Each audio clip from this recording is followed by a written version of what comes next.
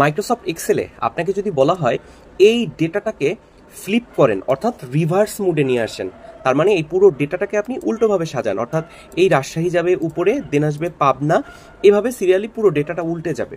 এই কাজটি করার জন্য আমরা জানি যে সর্ট ফাংশন ব্যবহার করি। আপনি যদি পুরো ডেটাটা সিলেক্ট করে দেন আপনি এক্সেলের রিবন থেকে এই সর্ট ফিল্টারে গিয়ে কাস্টম সর্টে যাবেন, এখানে যে আপনি সর্ট বাই এরিয়া বা টেরিটরি সিলেক্ট করেন, এখানে দেখেন অর্ডারে দেওয়া আছে A to Z, সেই ক্ষেত্রে এটা পুরোপুরি রিভার্স হয় না। তার মানে আমি যদি এখানে সর্ট বাইতে এরিয়া দিই, সেক্ষেত্রে এখানে A থেকে Z পর্যন্ত সর্ট হবে। তাহলে আপনি এই ডেটাটাকে কিভাবে উল্টো করবেন? এই ডেটাটাকে উল্টো করার জন্য আপনি এখানে একটা সিরিয়াল নাম্বার ঢুকাবেন। তার মানে আমার এখানে টোটাল 20টা ডেটা আছে। এবার এই পুরো ডেটাটা আমি সিলেক্ট করলাম, দেখেন আমি হেডলাইন বাদে সিলেক্ট করেছি, দেন আমি হোম ট্যাবে ক্লিক করে সর্ট অ্যান্ড ফিল্টারে ক্লিক করলাম, এখান থেকে কাস্টম সর্টে ক্লিক করলাম।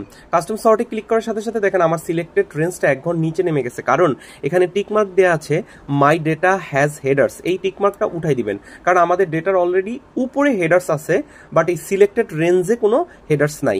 এবার এই সর্ট বাইতে এসে এই ডি কলাম, অর্থাৎ এই কলামটা সিলেক্ট করে দিবেন।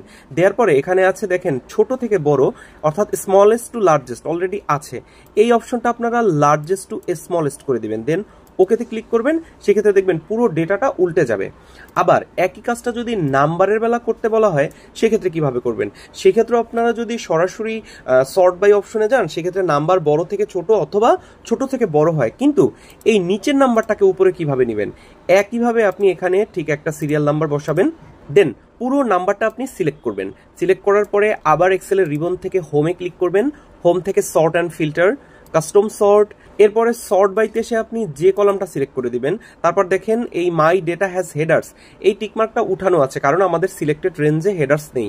এখানে স্মলেস্ট টু লার্জেস্ট এই অর্ডার অপশনে আপনি চেঞ্জ করে লার্জেস্ট টু স্মলেস্ট এই অপশনটা সিলেক্ট করে দেন ওকেতে ক্লিক করবেন। সেক্ষেত্রে পুরো ডেটাটা রিভার্স হয়ে যাবে।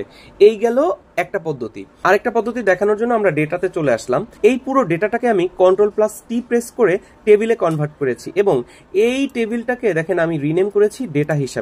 প্রথমে আমি কি করলাম, এখানে ইকুয়াল দিয়ে আমি এই ডেটার হেডলাইনটা নিয়ে নিলাম, দেন এন্টার প্রেস করলাম, দেখেন হেডলাইনটা চলে আসছে। তারপর এই ডেটাটাকে রিভার্স করার জন্য, অর্থাৎ নিচ থেকে উপরে নেওয়ার জন্য আমি এখানে একটা ফর্মুলা লিখলাম সর্ট বাই। সর্ট বাই দেওয়ার পরে আমি প্রথমে দিব ডেটা, যেহেতু আমি এই টেবিলটার নাম ডেটা দিয়েছি, কমা দিলাম। কমার পরে আমি দিলাম রো, দেন রো দেওয়ার পরে আমি আবার ডেটা সিলেক্ট করে দিলাম, কারণ এখানে এই রো নিবে হচ্ছে 3 নাম্বার থেকে। ব্র্যাকেট শেষ করলাম, আবার কমা দিলাম। কমা দেওয়ার সাথে সাথে দুইটা অপশন চলে আসছে, অ্যাসেন্ডিং নাকি ডিসেন্ডিং। অ্যাসেন্ডিং হচ্ছে অন আর ডিসেন্ডিং হচ্ছে -1। আমি এই ডিসেন্ডিং অপশন অর্থাৎ -1 অপশনটা সিলেক্ট করে দিলাম, দেন ব্র্যাকেট শেষ করে এন্টার প্রেস করলাম। দেখেন এবার এই নিচের ডেটাটা রাজশাহী 15, উপরে চলে আসছে 15 পরে 24, এভাবে পুরো ডেটাটা রিভার্স হয়ে গেছে। অবশ্যই নলেজ ওয়ার্ল্ড চ্যানেলটিতে সাবস্ক্রাইব করে রাখবেন। ভালো থাকবেন, আসসালামু আলাইকুম।